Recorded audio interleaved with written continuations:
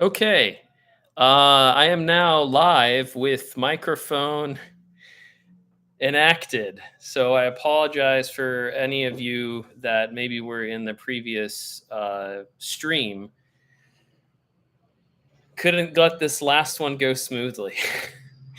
So as you find yourselves over here, in the meantime, I'll say that this is the 25th and final night of Tuesdays for the poetry. This has been a review of 25 years of my writing in the form of poems in verse. And I've been your poet, Gary Dale Burns, reading the poems composed by me, through me, way you want to think about it, and shared with all of you. So I appreciate those of you who have been tuning in or watching the recordings. But this is it. This is the final night. So I'll begin, of course, with book recommendation, and fittingly, this is what I've been reading. I didn't think about it until now. It's The Far Field, Last Poems by Theodore Rothke. Theodore Rothke is, I guess you could say, he's kind of a modernist poet, kind of in the vein of Robert Frost. He won National Book Awards, Pulitzer Prize in the '60s, but he wasn't one of those avant-garde poets. There's some really practical nature poems in here, some metaphysical poems thinking about older age, and it's a great old Doubleday Anchor cover as well. So that's what I've been reading. The Far Field, Last Poems. Didn't really keep up too well with the Seeley Challenge. The Seeley Challenge for August was to read a poetry book a day. I did pretty well the first week, and then after that faltered. A lot of other reading ends up coming in. So I hope you guys have your water with you. I've got my Utica Club uh, glass here, pint glass. So let's get started. Now, here's the thing about how we start this evening. We start this evening by going into the past. We need to go about a year and a half into the past because there was a poem that I composed on a whole bunch of different bits and pieces of paper, which is how I used to compose poems. And then I eventually assembled all these poems into something that I typed up. And I did not record this poem in one of my volume notebooks. So if you guys have tuned in the past, one of the ways that I work is if I'm writing on pieces of paper, that will then usually move to either a pen final composition, and then that will be typed up. And then eventually I'll end up with a kind of final copy of the poem. I might return to it and do a little bit more revising. But once I feel like it's in a form that I appreciate, I actually write it out in cursive into a volume. And I'm on the fifth volume right now of poems. I lost count about how many poems I've written to date. Maybe Gary Lime would know what it was. Maybe it was like maybe 600. Might have been 600 that we got to. It's got to be 700 or 800 poems at least by now. But anyways, I want to introduce a poem, sequence poem. It's a 10-part poem. So it did take a lot of time, called Shadows, Canyons, and a Bridal Veil. And the subtitle for this poem is Pioneer Day 1984. So let me give you some brief context. If any of you are familiar with the writer John Krakauer, you probably know him best from his book Into the Wild, that then was adapted into a movie directed by Sean Penn about Christopher McCandless. And the adventure of his life and eventual death. So John Krakauer has continued to write many books, and I definitely recommend his book Missoula if you haven't checked out that. Um, there's another one. I think it's called something about like Eiger Dreams. It's a mountaineering book, but the one that I read that influenced this poem was Under the Banner of Heaven. Now, this poem is kind of speaking to the Lafferty brothers who committed uh, a couple of murders in the Salt Lake Valley, where I was born. And the thing is that they committed these murders on around Pioneer Day, July 24th in 1984. Pioneer Day is celebrated by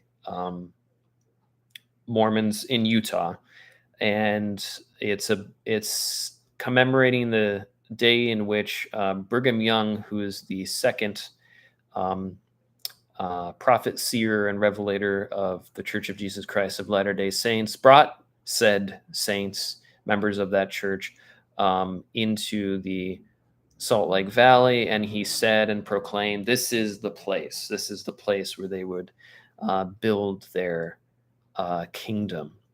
So it's odd to know that I was conceived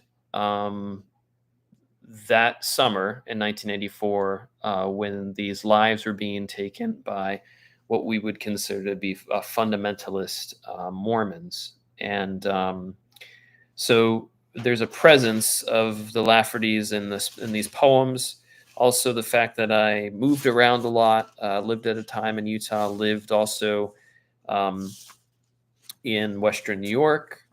There's going to be a little bit of that. There's going to be some references to some of my genealogy, which stems from Swedish immigrants into the Salt Lake and Snake River Valley in Idaho. And yeah, so I'll just start on the poem. 7 minutes in, and we haven't heard a poem yet. Um, I don't want the night to end, but it will. Here we go. Shadows, canyons, and a bridal veil. Pioneer Day, 1984. 1. The Utes knew that staying in one place meant death. Death like white caked on the nostrils of bats in Timpanogos is nothing sweet. Sedentary life is temporary joy, a campfire keeping some wagon train warm, but mostly expending its heat to the stars over what will become the city on the shores of Utah Lake. 2. I was conceived the summer the brothers received their revelation, their death work a saintly pursuit for the lattermost days, mother and child unmade by a servile knife, removed from the hands of laymen lost on a butte of prophecies, in what tongue, what tortured speech, one brother now past claims demon breath on nape of neck. Death removes life and stills it. 3. Bountifully, by whistling MD, I came open eyed, seeking father's face and mother's breast. Umbilical clipped, but they held the knife, cut that mutilates to reveal what is hidden. Direct revelation. Two make one, like Aristophanes yacked about at Agathon's. Two brothers inflamed by language not their own, emasculated by a power that Jung's Hegera carried into. 4. This is the place of granite and blood and pittance of cattle, sent along the Uinta to starvation camps of Lamanites, of Nephites. Two brothers implored to forget in a new way, as the Spanish had carried Christ before them. 5. Removal of my hands, a gift of blushing.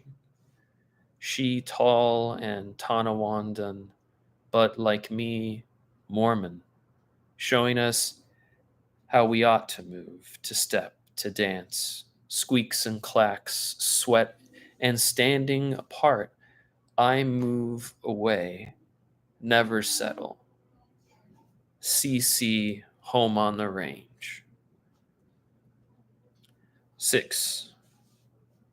Appointed an angel at the end of earthly life, a ministering servant. But what? And to whom? Valet of light? Butler of manna? More likely an interstellar mail clerk of Kolob in the to and fro bureaucracy of spheres between celestial, terrestrial, telestial. Maybe getting around to learning Aramaic and Greek and Hebrew or Smith's Egyptian. 7. Meeting them back down the Mormon trail at winter quarters. If we meet a Missouri militiaman, makes gestures below neck, laced fingers, not in prayer. At Chimney Rock, the order was extermination. Looking up at the formation, we could have been turned to smoke. At Devil's Slide, it's a recapitulation of all of God's tests. The calloused hands speak of the cart. 8. An earthquake loosed Moroni's trumpet from the square's tallest spire. No seagull swift or large enough to descend upon the locusts lighting its honey gold. No announcement either from the presidency of any sign to receive, interpret. Just a matter of the earth happening to speak out of line.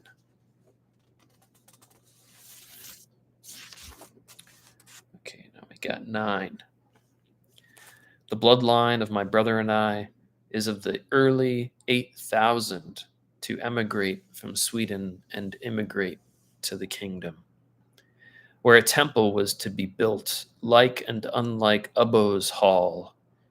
No timber posts, nor spring from Yggdrasil, but there's gold in the dream mine to cast chains around.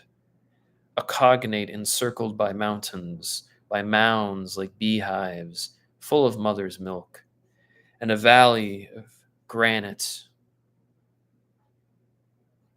wherein shadowy canyon, the blot of massacre cracks the cornerstone. 10. Gone to school, unlearned prophesying to learn the colors of Bifrost. Far away from BYU, way down I-89, into the system of civics and Calliope. Her empty chair was always beside me from state to state, her mother in the emptiness of mine and the unloaded chambers of Utah County. Even if I never knew, especially if I didn't now, and definitely now I do.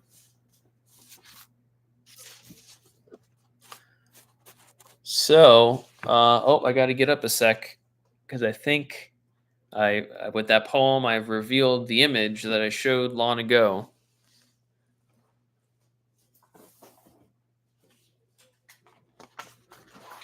Where is it here? Yes, okay. So, this is Ubbo's Hall. Ubbo's Hall. This is a pagan temple that was in Uppsala, Sweden, And these were gold chains that surrounded this temple to Woden and Freya and the other pagan gods. The tree here that was outside of it was supposed to represent Yggdrasil, the world tree, which is the cosmos of the Norse mythology. And it's interesting that there's sort of a little guy here that kind of looks like he's having a baptism, but it was a very pagan place. So yeah, there's a connection there to the Swedes that showed up after missionaries knocked on their doors in Utah Valley. So that was a poem, super obscure, and probably more meaningful for the ex-Mos. It's really a poem for the ex-Mormons. All right, let's get into 2023. We start things off with poems from this year with one I've titled Galactic Frog Unity. If the scale of history were held by both human and non-human, two opposing ideas whose opposition is the most improbable of positions, a student could interpose the sweet seeds and the bitter walls of the pomegranate, without taste preference, which will always be in the human tongue for the edible over the inedible, and yet all is food. Whether we have mouths for rock, earth, wood, or metal, is in the brain, belly, all nerves extending, along with a growing sensitivity of both being in and belonging to a world whose dimensions can leap vertical in one moment of eternal bliss. If this were in the higher mind, beyond comparing and closer to touch, we would be bodies as big as world and unities of unity who walk in pairs through an environment of bubbles that nest within galactic frogs, ancestors and end descendants, bellies full of fly seed, vibrating to the deep magnetism, behaving us to serve longer than just a day.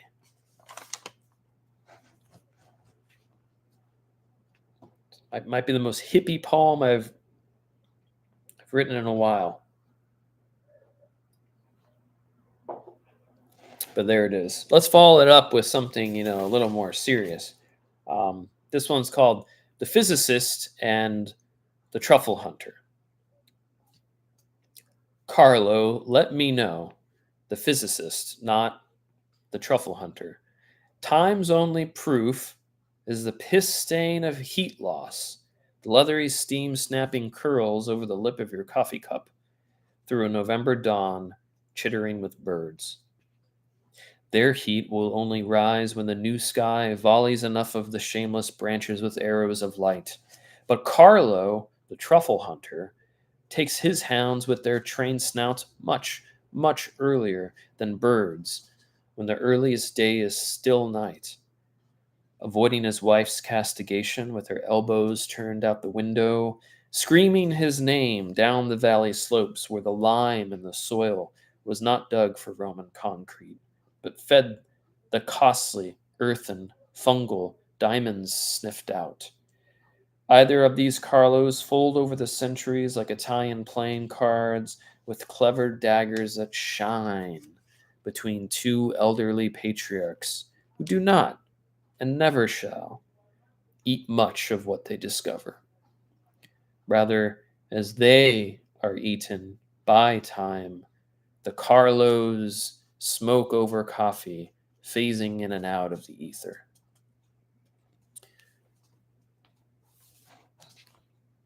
That poem was influenced by two sources: the writings of Carlo Rovelli, Italian physicist who was working on a theory of quantum gravity, and a wonderful documentary film called The Truffle Hunters. Definitely check it out. Beautiful film. Wonderful story. Okay. All right, next we have music contractor. Music contractor.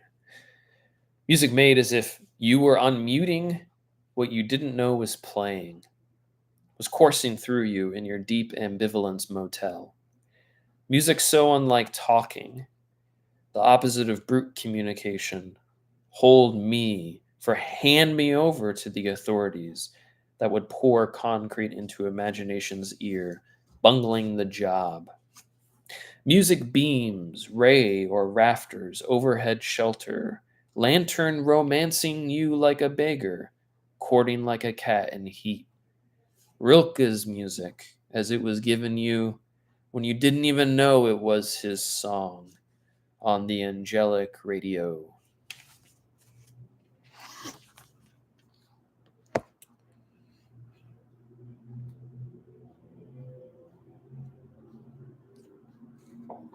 Okay, next we have a bit of a longer one. It's called Pre Dawn with Hank. Um, Hank in this poem references the alter ego of Charles Bukowski, Hank Chinaski, for those of you that know his work.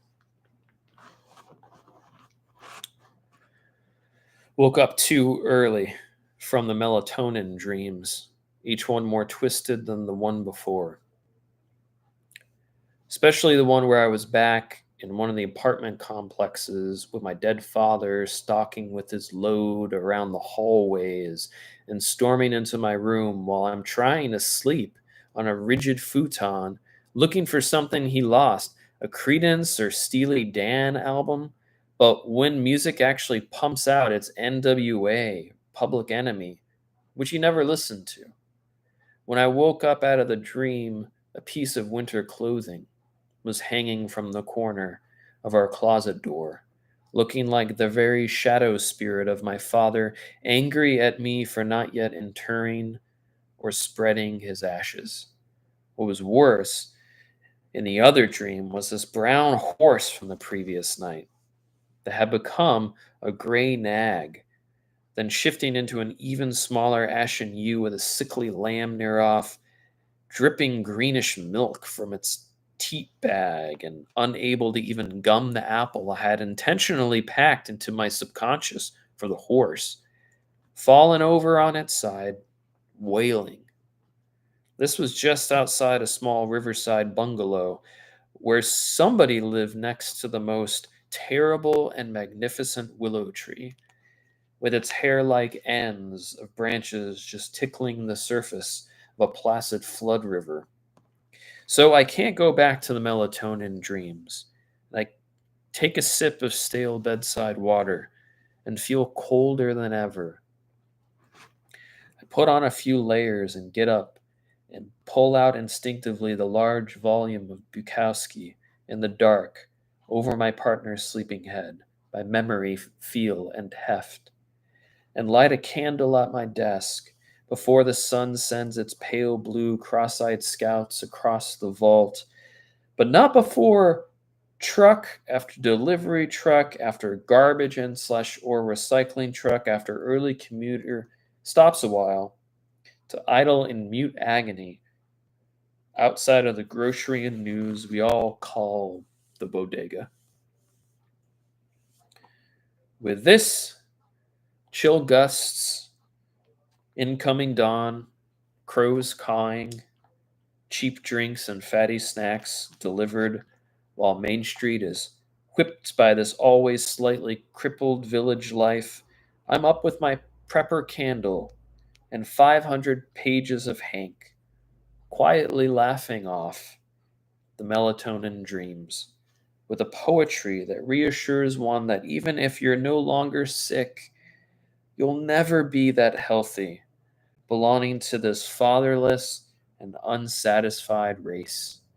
And still, I am delighted to witness, when I bend up my neck, the first whizzing snowflake in a slow pissing light.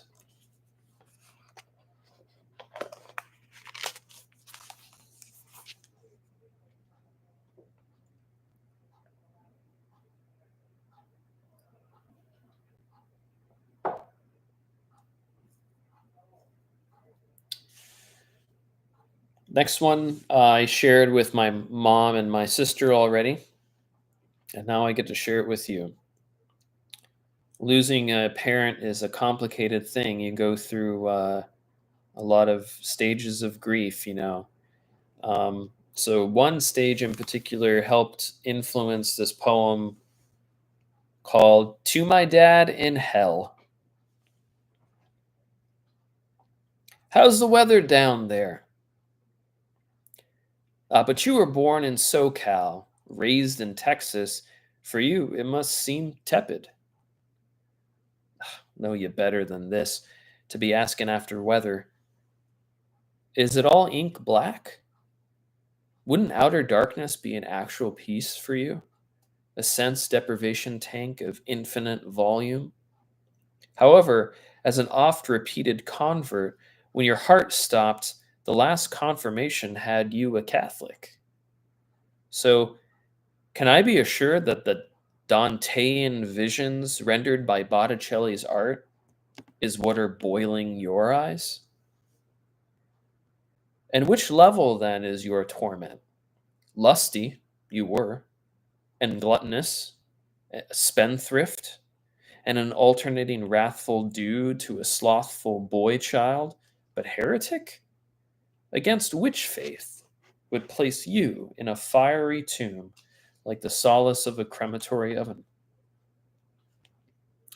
In those post divorce years, for hours and hours in your hollow Section 8 studio, I sat across from your madness, stemmed from failure, shame, or guilt subsumed by anger. I was no Virgilio to guide you through a hell of your own design. After the suicide attempt, they kept you in a different ward than the ones you left in apostasy, and I observed those visiting hours too. Carlin wrote some of your favorite jokes, and track 6 on his last album, It's Bad for Ya, is Parents in Hell, where he imagines all the dads who beat and fucked their way from the living room to the spiral chute into Satan's maw, screaming up at us. But it's your laughter that chills me this day. You would have been 64, and your daughter who remembers you asking me, the eldest son, what are we going to do with dad's ashes? And I reply, flush 'em, knowing I won't or can't put you down any further than you have or are yourself.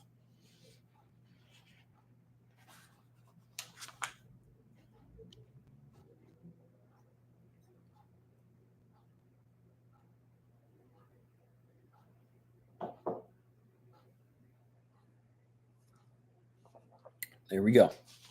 All right. I still read the classics. I don't know how many people out there really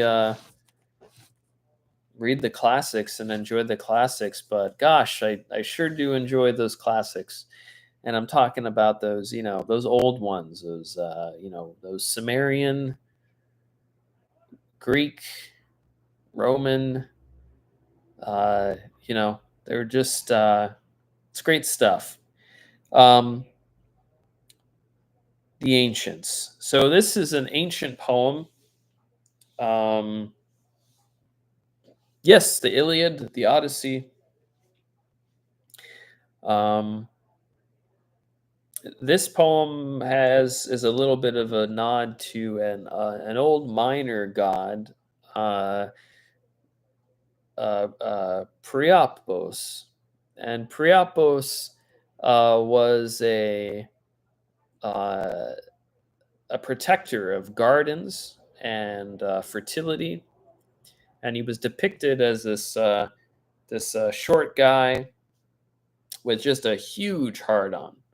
Um, and the erection was seen as a sign of protection and again as fertility. So so this is a Georgic. Georgic is a Latin.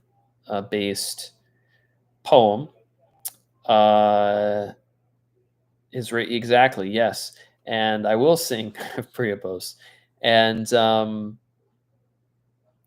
Virgil, who also wrote the Aeneid, um, sort of the sequel to the Iliad, he wrote Georgic lyrics and eclogues, lyrics about the nature of the world, um, and also the parts of the world that we try to tame. So here's my Georgic for Priapos. Priapos.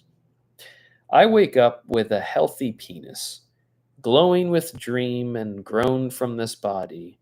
Priapos, lower naval lord of rigid pseudo-axis, not at all like an umbilical from the origin of the world.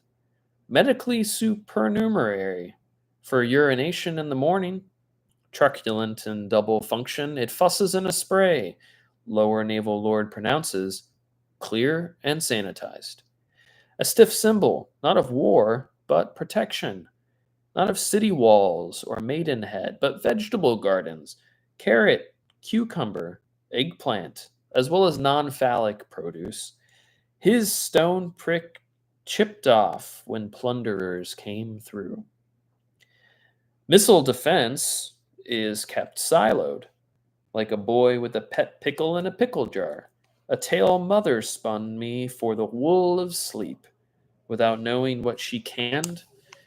And now, at the end of my second decade of manhood, I think also to buffer an ear for cymbals and castanets. Futile, since years of following road brought me to the great circus with a tambour in hand to lay down for coin, where I now catch buttons bust from shirt to sew back, in strain of muscles aching new, carried in this body worn like an emptied sheath. The healthy penis guards nothing, yet thieves visit my beds and leave verses behind, the husk or skins of unfermented fucking, no more sex than bees and pollen, of dream hives beside imaginary clover, and so I sing and dance to this Georgic to the Lord, that at least I can keep from growing into a dick.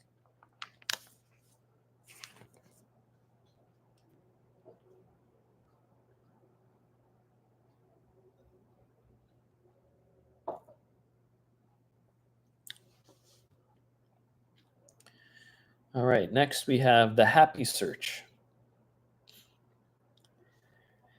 Faith can move mountains, and so can bulldozers. Don't go looking for the happy with spoonfuls of knowledge and the will of your weakest colleague.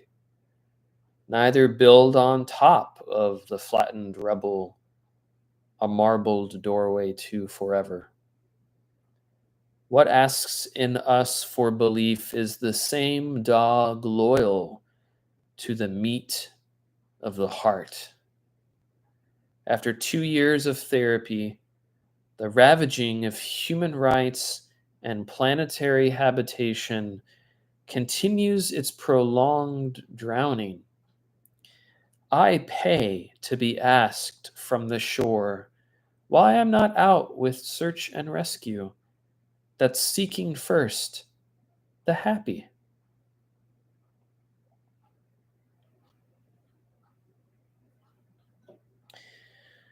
And little haiku here. Haven't had one of these in a while. Simple one, winter haiku. Winter haiku. A late March snowfall, winter slowly thinning out like an old man's scalp.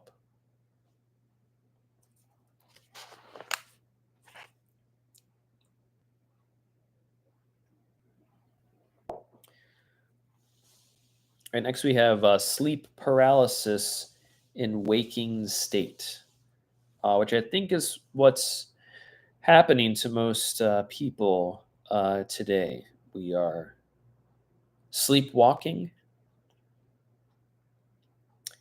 and we're not really functioning. So here's my take on it.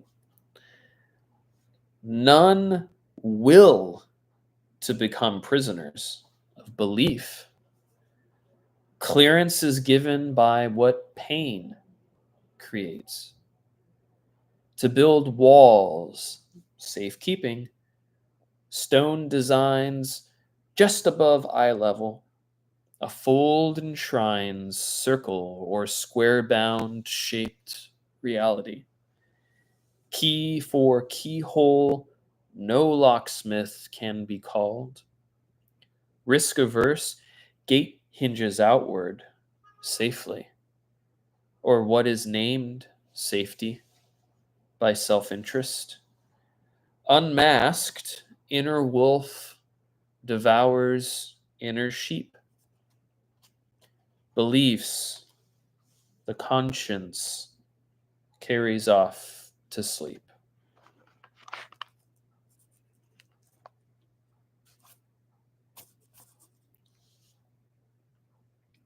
Here's a follow up poem uh, kind of in the same register as the last poem called Normal Life in America. Normal life is missing the credits, walking out and into the comments where knife wielding anonymous persons cut you quick and tuck in their dinners.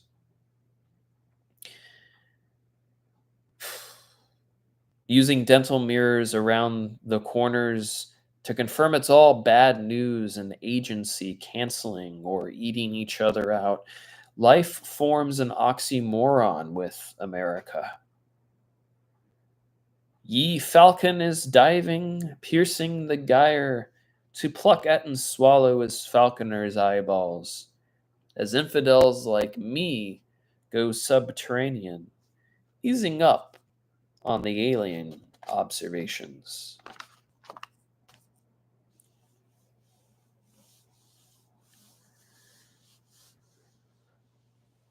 Okay, another poem that's a little bit more traditional in form. We've got a sonnets. We got sonnet 17, 17 sonnets in 25 years. I definitely don't have anything over old Shakespeare, that's for sure.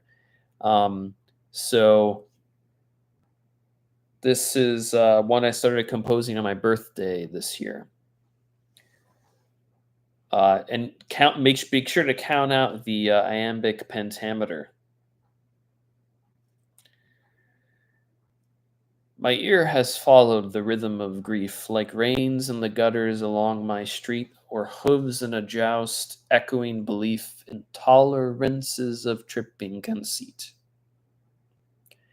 My eye has fallen on Walpurgis Nacht, chained to calendars, lamentable May, a corruption of 31 outknocked round the bonfire burning on this birthday. Lifelong learning, with half a life done gone, 2,000 books asking at least one read. The dead speaking up, raised in common song, my nose moonshined, my heart some lions feed. These organs of sense funneled by my mind makes the middle of me less pulp than rind.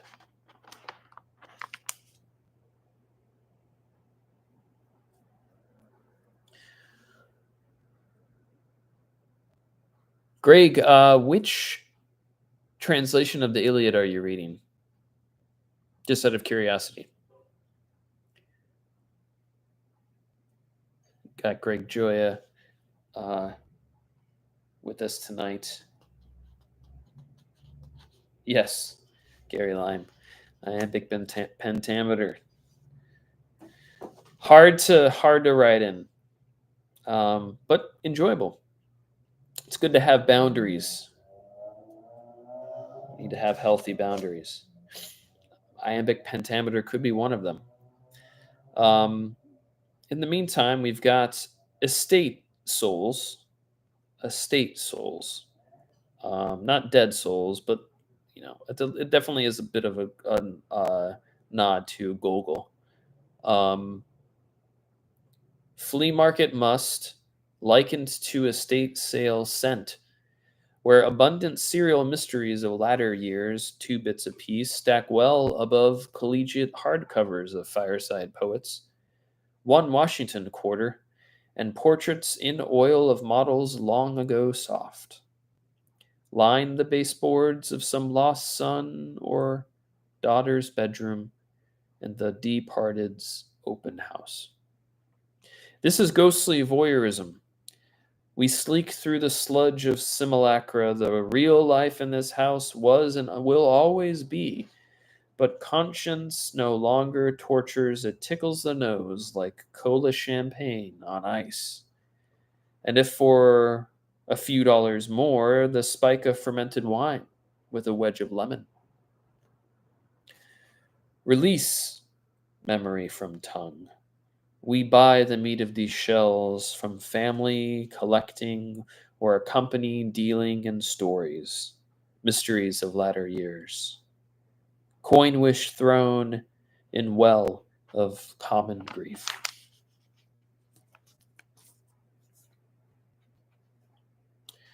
Okay, we've just got a couple left here. Just got a couple left. All right, here we go. Eye of the Needle. Celebrating the immunity of the pandemic born, atop your shoulders slung, grubbily grabbing at Springleaf. Between you and your lover, feeling fastness and safety. Within the designer carriage, sleeping out of the sun's scorching rays. Is it just this town upstate after Memorial Day, or is it all over the nation? Their little feet and hands fan out like artichoke flowers, swiftly casting a containment spell to quarantine the past that isn't even past. Nature's kid against your body, reminding you heats without, within. And boiling up from a lost horizon, heat will cascade over their future. You couldn't see from your altar or smell over the blooming arch the same particulates that bind our present summer airs with a certain suffocating commitment. It was there, though. It was there, though. And here are them now. Stomping steps already bronze, happy, too alive, being right as they are, and as we were wrong about the camel riddle from that old book.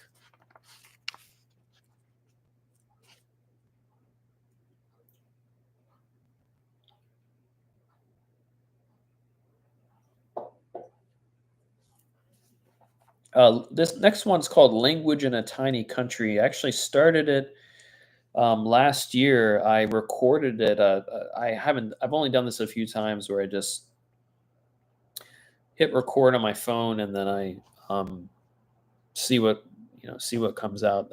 So this came out and I just reorganized as best I can into something of a poem. But it's called Language in a. See, I'm tired of all this reading. Good thing it's the last night. I'm just so tired of all this reading. Language in a Tiny Country. No fate, no coincidence. Just a sharp and blunt, realized head wound that rivers and languages are going extinct at about the same rate. I'm not sure what bleeds us dry. Can't even say how blood is made. Driving through West Camp, beneath the rails that, for a century and a half, showed every ghost of the Northeast where to exit, where to churn up each wave into a stormy, interminable North Atlantic. Lumpy, we roll over disused rail, still crossing our roads as if they were planted to bear some metallic tasting green. This winter, 2 skunks made love beneath my car in the dark morning. I jangled my keys to break up their fucking. How have I affected the population that slinks between gutters, alleys, cemeteries, and holes beneath old barns and locked up garages? We don't know why, but when young skunks first emerge from their den of birthdark, they perform a ritual circle, their anal beads all pointing towards one another into an axis of funk, and then they're off, spinning their own wheels.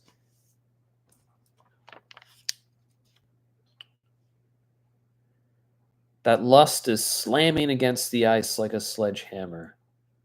But these years has chalked up a whole house of block and hay and brick along the Hudson River. I wake up with a flagpole to a tiny country that no one salutes. I teach adolescents.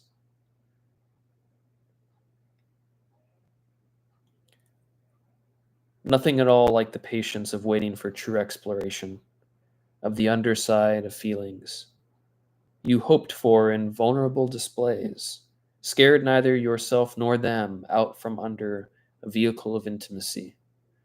Language. Oh, I switched that. My drive isn't over, it prolongs, and I haven't bled out yet, staunched. I'm thinking again about skunks and rivers and language in a tiny country. Language holding car keys, and as water molds its own banks or reclaims them from us at the next flood over these shoddy rails. Okay, two more, and then we're over. We've got lens for crooked frame, lens for crooked frame. Not lenses. We just got one. It's like a think it's like a kind of like a monocle. You know, we just got it's got the monocle. You know, like the Monopoly Man. There is nothing at the. Oh, this has some references to Legend of Zelda: Ocarina of Time. Just needed to throw that out there. There is nothing at the bottom of the well, and this is scarier than giant spiders or programmed to kill automatons or the corpse's hands that has palmed your skull, still soggy with brain. Moving on with the ragged caravan that's always a month away from cannibalism, you finally and truly want something to read. Archaeology and scavenging along swales has ever been the same digging of waste pits that occasionally yield a shiny something to trade for grants for food. Moving on from one island of civil society to another more bare and free, the dark planet's discovery only adds another world of images to eat. 0 calories. The water's too salty here for conversion, and we have nothing for the taste of dry and seasoned missionaries. Powering down, drawing the lots in turn for who sings, and the trade of lens grinder. I need to revise that one a little bit more. This one I do feel good about. This is the last poem of this night and all the nights. Oh, it's been long. It's been a long haul. Yep, we made it. We made it. So, without further ado, we've got with a three-legged baby boomer.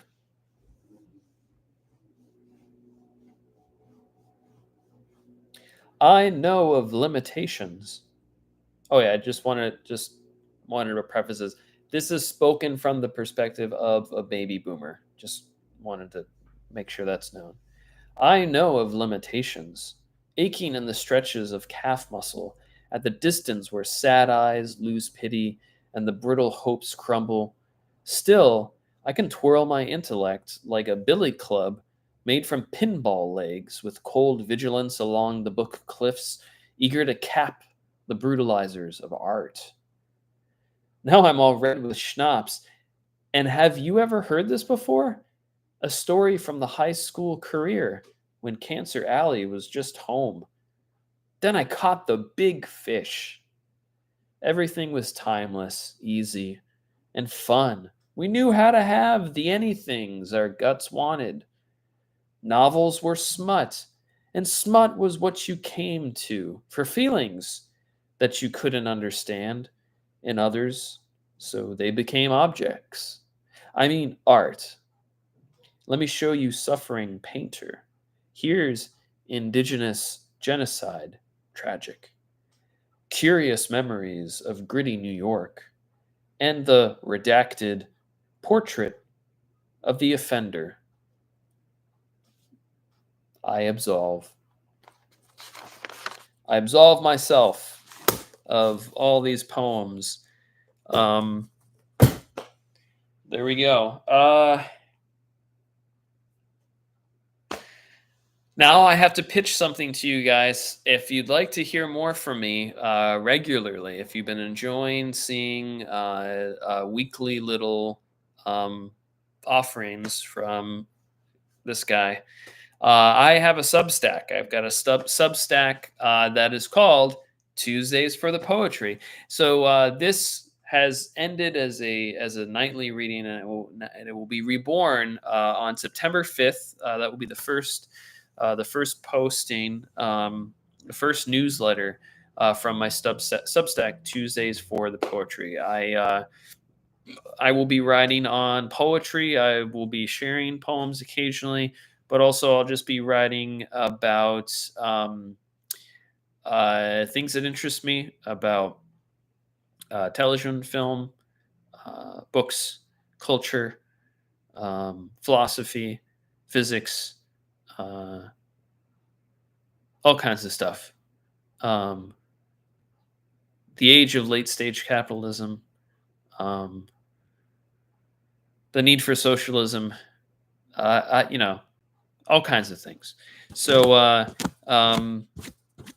if you're interested, yeah, sign up. Go ahead and sign up, and if you sign up now, you'll be able to get your first um, uh, well, you will be one of the first to get an announcement. Obviously, I don't know how to do this very well. I've been trying to learn, and it's different than writing a blog for 6 years that nobody reads. I would just post stuff, and then oh, I got a link here and I got a link there. Check out my link.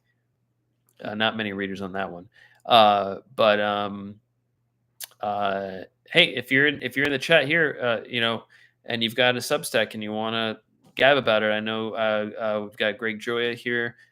He is watching all the movies, not all of them, but a lot of the movies. He's educating himself with the history of cinema, and his finds have been pretty incredible. Some of which I've been able to. Oh, you've been on summer hiatus, yeah. Some of what you have put up on your Substack, I then went to go see if they had on Criterion Channel or Tubi, and was able to find some of them. And yeah, there's a lot of gems from old films.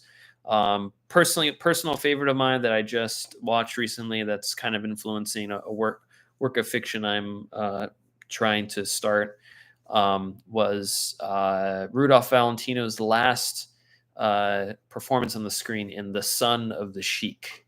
The Son of the Sheik. Wonderful. Early silent era. Yep. A lot of them are. Yeah, they're in public domain. Exactly. Yeah. Not every movie is in. That's new movie that's in public domain. That's not for sure. You've got Son of Sheik on Blu-ray. Oh, that's great. That's wonderful. Yeah, great. Great performance because he plays both his son and the father, but aged from the first movie, The Sheik. So, and he really, it's a silent film, and so they knew how to use their bodies to great effect. So when you see the father, you kind of are like, really, that's like, that's Rudolph Valentino, but it's him. He just it's just a great makeup job and a great physical performance. I like movies where you have two people play the same person. I was just telling Gillian about this, about how in Jumanji, I forget the actor's name, but the actor who plays the young version of Robin Williams' character, the dad, also plays the hunter Van Pelt that he's like absolutely terrified of. And I always liked that in that movie when I was a kid with Jumanji. It's a skill, especially as a character actor, to be able to convincingly portray one character in something and then another character, and have people be like, "Wait a second, that was the same guy." I mean, if you have an untrained eye, if you have an eye for cinema and for actors, you probably catch it. Um, but that's it, guys. So Tuesdays for the poetry. Jonathan Hyde. Yes. Yes. Uh, so I'm glad you looked that up, Gary. Thank you. Um, thank you, guys. Thanks for tuning in to the last Tuesdays for the poetry. Um, be well. Um, work hard, but remember to rest. And I hope that your creative lives are thriving. Um, so I'll leave it at that. All right. See you on Substack for more Tuesdays for the poetry. You're welcome for the poems.